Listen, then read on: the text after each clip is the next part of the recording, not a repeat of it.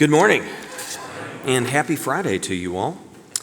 It is my pleasure to introduce our chapel speaker today, Dr. Robert Chisholm, Department Chair and Senior Professor of Old Testament Studies.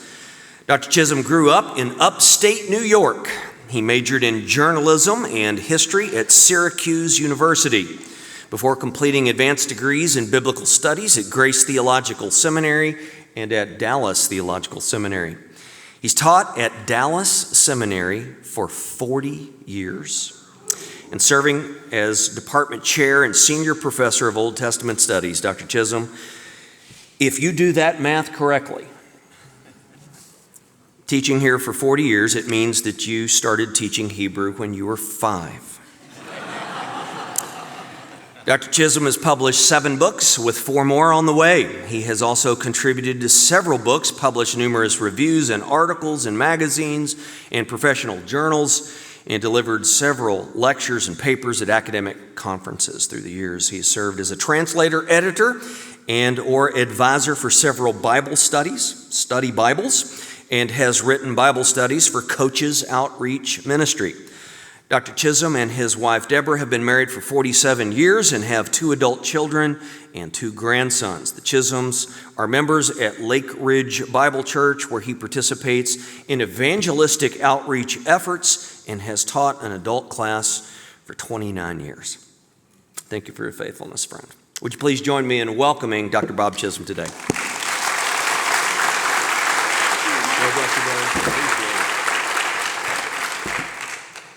Good morning, brothers and sisters. Hope you're having a good day.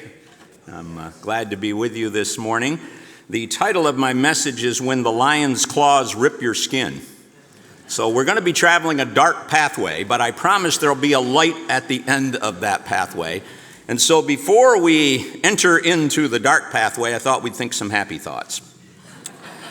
I want you to think of a happy time in your life when you were carefree and you look forward to each new day and what it would bring. I hope you've had a time like that in your life. They're few and far between, I think, but for me, no doubt about it, summer vacation during the elementary school years. Not junior high or high school when hormones complicated things, but we're talking elementary school summer vacation. We didn't have cell phones, we didn't have the internet, we didn't have video games, but we did have a couple of bats, and we had one of these, usually just one, a ball, and we had some gloves, which we sometimes had to exchange and borrow from others, but lots of sunshine, lots of green grass, and we played baseball every day. Every day. Twice a week at night, we got to put our uniforms on and we played Little League baseball. Now, back in my day, it operated a little bit differently. Today, Little League teams have cool nicknames. You know, Cubs, Rangers, Cardinals, and if you're lucky, Yankees. But we didn't have nicknames like that. We were named after our sponsors. And it would be very difficult to try to come up with nicknames for some of these sponsors. Barbalik's Meat Market. Meat Cutters. Dangler's Electric. Shockers. That would work. The O.S. Clark Funeral Home. Well, that's going to be a challenge. Embalmers or something like that. Well, I played for Sisters Inn. And we hated the name of our sponsor since it had a girl's noun in it, but we played for Sisters Inn. And I was a shortstop, and shortstops have to make strong, accurate throws to first base, and I could do that. So my coaches got the idea that I would make a good pitcher. The season before, we'd gone undefeated. Our star pitcher had graduated to Pony League, and so we needed some pitching, and so the coaches thought, well, we'll start with our third baseman and our shortstop. They've got good arms. So at first, the experiment seemed to work. In my first start in Little League, I struck out 18 batters in 6 innings. Little League games are 6 innings long, and so do the math. Every out was a strikeout. But despite my apparent success, and I did win the game, there was a hint of trouble. There was a crack in the foundation. I walked 11 batters. I threw several wild pitches, and I also hit a couple batters, much to the chagrin of the mothers who were seated in their lawn chairs over behind the bench of the opposing team. I think my nickname was the terrorist or something like that. So in my next start, the crack in the foundation opened very, very wide, and I fell in. I walked a ton of batters. I made one kid cry. I can still see it in my mind. I plunked him in the back with a fastball, and I can still see it in my mind's eye to this day. He just started weeping and crying. Doesn't make you popular with the mothers in the crowd. I almost threw one pitch over the backstop. I can still see it rising. My brother was the catcher. We were playing in hostile territory, and there were fans back there who would actually make fun of players. My brother was the catcher. He was a little plump, and he got the ball, and he came back out to me. He says, "Don't do that." He says, "Those people are all making fun of me back there. They're calling me names. I do not want to have to run back to the backstop." But I almost put it right over the backstop. My teammates came unglued.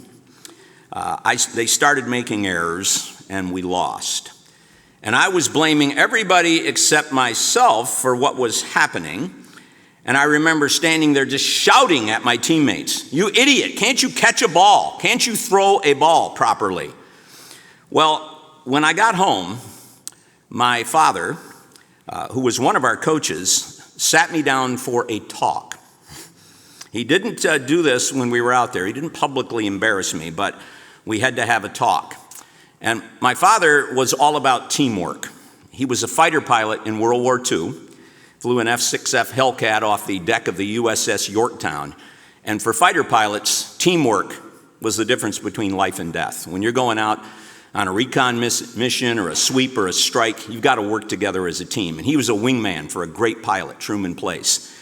And so he was all about teamwork. That always came through in everything he did. And he told me, he said, "Listen, if you ever yell at your teammates again and you lose your cool on the field, it will be your last game that you ever play. I don't care how good you are. It will be your last game." Well, I got mad.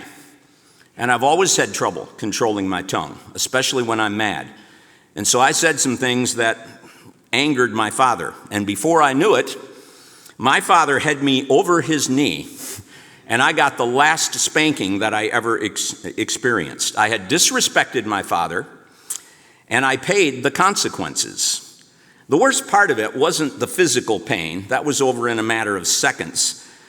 The worst part, I think, was the sense of alienation that I felt from my father, the pain of knowing I had disappointed him, looking into his eyes and seeing the anger and the disappointment. He didn't want to have to do this. Consequences. It's not a popular word among the human race, and it hasn't been since day one. It wasn't popular in the Garden of Eden, where Adam and Eve tried to dodge consequences and blame someone else for their sin. When the Lord confronted Adam, what was his response? "The woman that you gave me." When the Lord turned to the woman, Eve, and said, "What's going on here?" She said, "The serpent tricked me." Today, people still try to avoid consequences by denying guilt, blaming others, or just going on their merry way, thinking somehow that they're going to be an exception to the rule. But despite our attempts to dodge or ignore consequences, they are inevitable. And as Robert Louis Stevenson, 19th century author, said, "Everybody, soon or late, sits down to a banquet of consequences.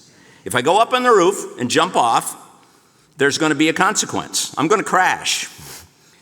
And just as there are physical consequences, there are also moral consequences. God has rigged the world in this way. Lydia Child, who was a 19th century advocate for the oppressed, said this, "But men never violate the laws of God without suffering the consequences, sooner or later. And consequences don't have feelings." Author George Eliot, whose real name was Mary Ann Evans, and that's a story for another day, said, "Consequences are unpitying. If I jump off the roof, the concrete below will not take pity on me and turn into something soft so I can have a happy landing. It's not the way it works." King David certainly discovered this to be true. The last part of David's story, after his murder of Uriah, as recorded in 2 Samuel 13 through 20, is a story about consequences. Inevitable, unpitying, painful consequences. And don't worry, we're not going to work through that entire section verse by verse. We're not going to do that today. I can't imagine how painful it would be to lose a child. As a consequence of his sin, David lost 4 of them. Remember what he told the prophet Nathan when Nathan told him about the rich man who stole the poor man's sheep. Not realizing that the story was actually about him, David said the culprit must pay 4-fold for his sin. And that's according to the Old Testament law, which says if you steal a sheep, you pay back 4. That was the way it worked. But then Nathan shocked David with these words, "You are the man." And as the story unfolds, count them up, David loses 4 sons. He loses the anonymous baby that was born to Bathsheba, then Amnon, then Absalom, and then Adonijah. All of the deaths were premature, and 3 of them were violent. Adonijah's death, the 4th installment in David's payment, actually came after David's death. At that point, God stamped David's account paid in full. But the consequences of David's sin followed him even beyond his lifetime. So let's take a closer look at how this all played out. Let's take that journey down that dark path for a few minutes. And we'll look at the anatomy of David's consequences. After God took the baby, he simply stepped back and allowed nature to take its course. David's sin, his one-night stand with Bathsheba, his murder of her husband Uriah, was all about power. He abused the power of his privileged position as king, and then he desperately used deceit and violence to cover up his crimes so that he could hold on to his position of power. And David's children followed in their father's footsteps. That's often the way consequences work. David had viewed Bathsheba as an object, as someone to gratify his physical desires. And in chapter 13 of 2 Samuel, Amnon viewed his half-sister, Tamar, the same way, as someone to satisfy his lust. And he used deceit to get her to come down to his house and come into his room. He pretended he was sick, and he asked his father if Tamar could come and nurse him back to health and make a meal for him. And David sent her down to his house, not knowing what Amnon planned to do. When Tamar resisted his advances, Amnon used his power, his physical strength, to overwhelm her and humiliate her. And there are echoes of David's sin in the story. David had sent for Bathsheba. Then he sent for Uriah. And then he sent Uriah back to the battle lines, carrying his own death warrant in his hand. All of that was cold and calculating. But now he sends Tamar to her demise. This time he's in the dark, just like Uriah had been. David possesses absolute authority as king. He sends people where he wills, and by a mere message, he accomplishes his desires.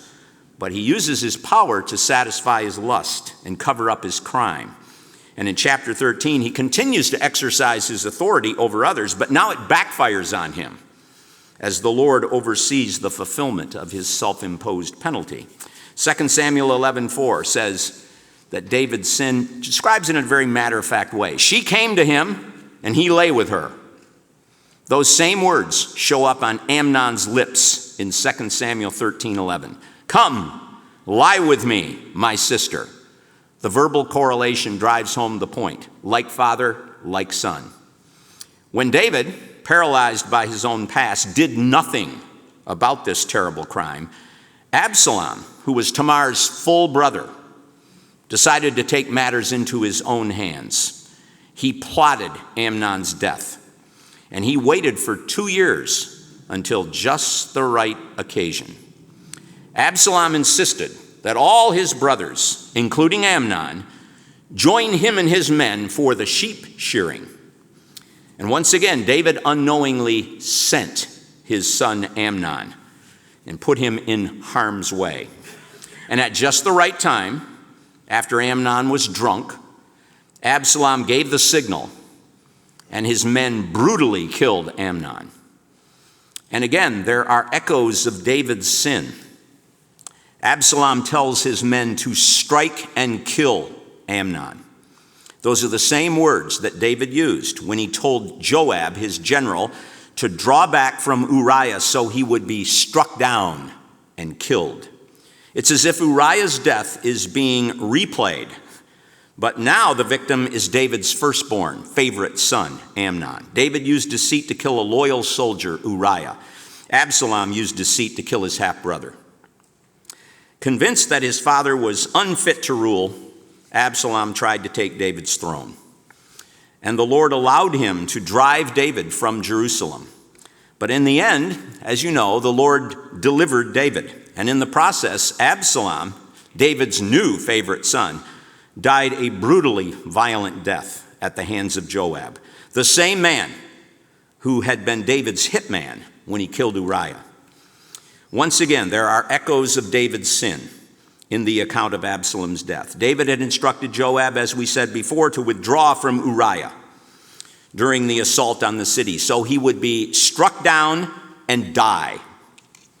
The verbs are the same ones used in 2 Samuel 18:15 to describe how Joab's men finished off Absalom after Joab had apparently driven 3 spears into him. The whole scene is reminiscent of the death of Boromir at the hands of the Uruk-hai.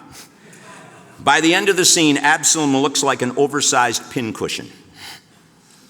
When the news of Absalom's death reaches David, he comes unglued. His body shook physically. He expressed his wish that he could have died instead of his son. 5 times he shouts out, "Absalom, Absalom," 5 times. 8 times he cries out, "My son, my son." It's painful to read, but don't miss the justice in all of this. There's one person in this story that deserves our pity more than any other, and that is Tamar, David's daughter and the victim of rape. When people abuse power and resort to violence, there's always collateral damage. Innocent people who get stomped on by the power mongers. Tamar is the innocent victim in this story. After her humiliating experience, she put ashes on her head and she wept loudly. And then she lived as a desolate woman in her brother Absalom's house. And David never did anything about it. So as we see David weeping here, it's as if Tamar's tears have become his. Finally, he knows how she felt. And maybe that's one of the reasons that God disciplines people who hurt others. He wants them to know how it feels to be a victim. Maybe until that happens, it's impossible to be truly repentant. C.S. Lewis captures this concept in Book 5 of the Chronicles of Narnia, entitled The Horse and His Boy. The story is about the adventures of a poor boy named Shasta and his companion, the self-centered aristocrat Princess Aravis. They are escaping from the evil land of Calormen. Shasta from slavery, and Aravis from a forced betrothal and a very cruel stepmother. In order to escape, Aravis drugged the female servant who was assigned to her.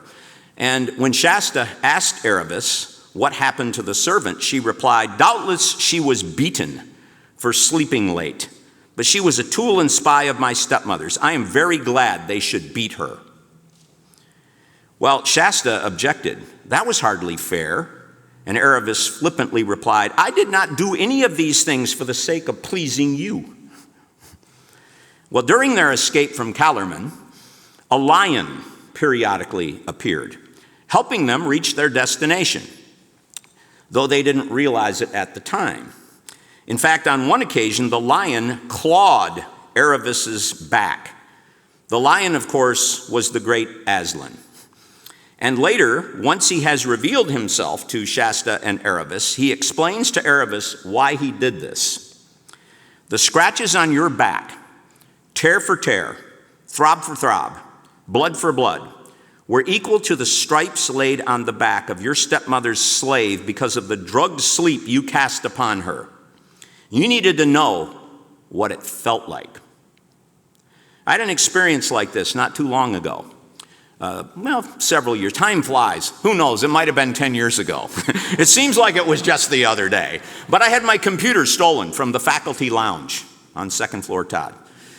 It was in between classes, and I was on my way to class, and the hallways were just lined with students.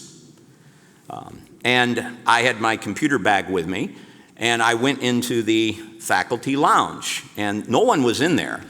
And so I just laid my bag on one of the dining tables and ducked into the bathroom for about a minute, came back out, grabbed my bag, and my bag felt light. So I looked inside it, and I said, "Oh, I must have forgot to put my computer in my bag." So I rushed down to my office. No computer. It was sort of like Uncle Billy in It's a Wonderful Life. Remember when he loses the money?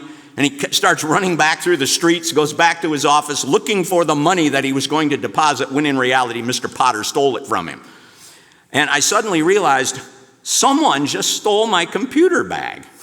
Not my bag, my computer. Among those students, I'm assuming it wasn't a student who did it. There was someone who had infiltrated the ranks and was acting like a student. This wouldn't have happened back in the old days when we all had to wear suits like this.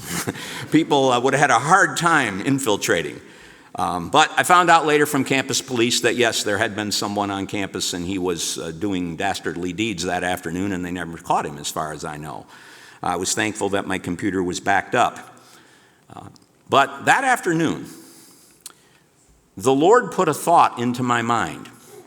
And all of a sudden, I was back at good old Syracuse University in the dorm with my dorm mates. And one night, a group of, I would call them children, junior high at most. I mean, they were street urchins. They looked like something right out of a Dickens novel.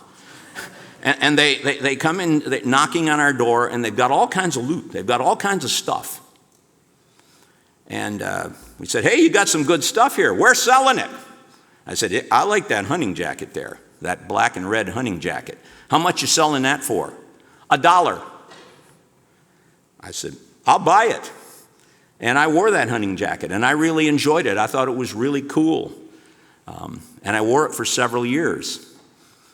And then for some reason, my mind went back, and you know what I saw in my mind's eye? I saw a man returning to his car, and the window was smashed out. And he looked inside, and his possessions, all of his valuable possessions that he had in there were gone, including his hunting jacket. And I think for the first time in my life, I realized what I had done. I had bought a stolen item, didn't think anything about it, and for the first time in my life, I probably experienced what that person experienced when that jacket was stolen. And as David wept uncontrollably over Absalom, he finally knew how Tamar had felt when her future was ripped from her by Amnon. Well, maybe you're thinking, I thought God forgave David. Why would God treat David so harshly? Well, it's a bitter pill to swallow, but that's the way consequences work. God is perfectly just, and you reap what you sow. Donna Rice, a Christian who strayed from the right path and got involved in an affair with politician Gary Hart back in the 80s and suffered some very negative consequences after that. Put it this way. In my case, I learned that although God loves us, he doesn't grant us immunity from the consequences of our choices. And David realized that. And as the consequences of his sin played out in his experience, he didn't complain. Sure, he expressed his pain and his grief through his tears and in some psalms, but he submitted to God's discipline. When David was leaving Jerusalem and running from his son Absalom, who was bent on killing him, a man named Shimei met David. Shimei, who was a relative of Saul, he was a Benjaminite, he hated David. And as David passed by, Shimei called curses down on David. He threw rocks at him, and he falsely accused David of having murdered Saul and his relatives. And one of David's nephews volunteered to kill Shimei with one sword blow, off with the head. But David wouldn't let him. And here's what David said: "Let him alone. Let him curse, for the Lord has told him to. It may be that the Lord will look upon my misery and restore to me his covenant blessing." He accepted Shimei's false accusations as further discipline. I think he realized that the Lord was letting David know how it felt to be a victim unfairly. And he hoped the Lord would mercifully vindicate him. And the Lord did that. Shimei's curses on David were not fulfilled because they were based on false accusations. God was punishing David for the crimes that he did commit. He wasn't punishing him unjustly for things he did not do, which leads to my next point. There's a silver lining in the story. We're off the dark path now. There's a light. There's a silver lining in the story, and this is where this message kind of takes a turn for the better. God did forgive David. And believe it or not, the consequences were not as severe as they could have been. God could have taken David's throne away from him, and he actually was justified in taking David's life. But he showed mercy, and he spared his life. God had promised David that he would not abandon him as he had done to Saul, and he didn't. In fact, right after the death of their infant son, Bathsheba, whom David had married, got pregnant again. And they had a son and named him Solomon. His name means peace. But the Lord wanted to give Solomon another name as well, and he did so through Nathan. And that name was Jedediah, loved by the Lord. And I think that softened the blow of the divine discipline. Earlier, God had sent Nathan to confront David's sin and announce his punishment. Now he sends Nathan with a message of comfort and hope. And through this second visit, it was as if God said, "You know, I still love you, and I still want to use you, and I'm going to use this child." Well, I told you earlier about my ill-fated attempt to be a starting pitcher when I was in Little League, which ended up with me on my father's knee, experiencing the deserved consequences for my insolence and disrespect. But there is a sequel to that episode. Later that season, after I had returned to being a shortstop, we were in a close game, clinging to a one-run lead in the final inning. And the opposing team loaded the bases with nobody out. My father walks to the mound, takes the ball from the pitcher, turns to me, and does this. Motions me to come to the mound. And he said, "Bobby, I want you to pitch." And I replied, "But Dad, remember what happened before. I'll just walk in the tying run and the winning run, and who knows what's going to happen after that, and I don't want to get spanked again." And he said, "Well, the only way we're going to get out of this is if somebody strikes out the side, strikes out every hitter from this point on. We can't take a risk of someone putting the ball in play. You can throw really hard, and you can do this." He said, "Just relax. Pretend you're at shortstop, throwing to first base." I wish somebody told me that earlier, by the way. I went with a no windup and everything. I just threw the ball as if I was fielding it and going to throw it to first base. And I threw 9 straight strikes. Nobody touched the ball. Struck out the next 3 hitters, and we won the game. They still didn't use me as a pitcher after that. By showing confidence in me, my father was assuring me that my failure was in the past. it didn't need to be a barrier to the future. And so it was with David. In his final words recorded in 2 Samuel 23, 1 through 7, he called himself the man exalted by the Most High, the man anointed by the God of Jacob. He rejoiced that God had made an everlasting covenant with him, that he had saved him and answered his prayers. And in the end, we see a man who's confident in his relationship with God. Yes, David had learned that in God's world, those who violate God's laws suffer unpitying consequences. But he was also able to rest secure in God. And God writes the epitaph on David's life in 1 and 2 Kings. And it's very, very troubling to a lot of people. In passage after passage, he holds David up as the model of a king who was loyal to the Lord. And if you look at those contexts, he's focusing really on the fact that David was a pure worshiper and he didn't worship idols. But you're thinking, now, did the author of Kings, does he know about Samuel? Has he read Samuel? Does he know about that? Doesn't he know about what happened with Uriah? Yeah, he does. He only mentions it once. In one of those texts, he says, except in the matter of Uriah the Hittite. So I know about that. But the Lord has chosen not to focus on that. And so David's forgiveness at that point was complete. It reminds me of a scene in C.S. Lewis's The Lion, the Witch, and the Wardrobe. Edmund had sold out to the White Witch. And he brought all kinds of trouble down upon himself and upon Narnia. And he had suffered some painful consequences for his actions. And just as the witch is sharpening her knife, preparing to cut Edmund's throat, Aslan rescues him. And then Aslan brings Edmund to his brother Peter and his sisters Susan and Lucy.